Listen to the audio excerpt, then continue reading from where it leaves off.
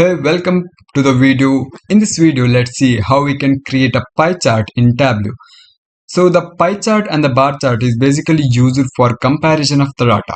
If you have more than 4 or the 5 dimension for comparison, we use a bar chart. If you have less than 4, we generally use pie chart for comparison of data. So that is the best representation for the minimal category.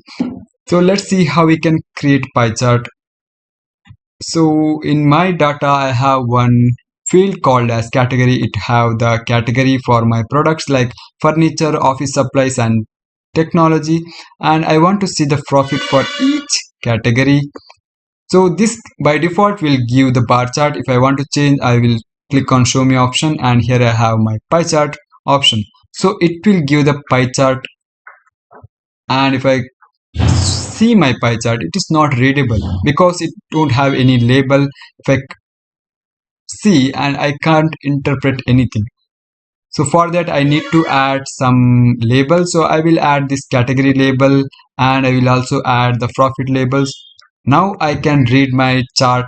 Here I can clearly see the technology and the furniture and the office supply, how much contribution of my overall profit. So here I can clearly say that 50% of my overall profit comes from the technology category, and the part is some part come from the office supply, and the minimal contribution is by furniture category. So this is how I can read my pie chart, and I can clearly represent my data in a beautiful manner. So this is the use of pie chart. We can compare the data very easily if we have less dimension or less category for comparison. So this is how we can create and plot our pie chart. If I want to change the name or the heading, we can give it over here. Let's show the profit for, so the profit of category, profit for category. So if I want to make it bold, I can make it by selecting this, and I can increase the size over here.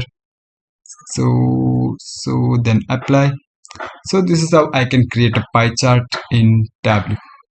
Thanks for watching. Stay tuned for the next video. Thank you.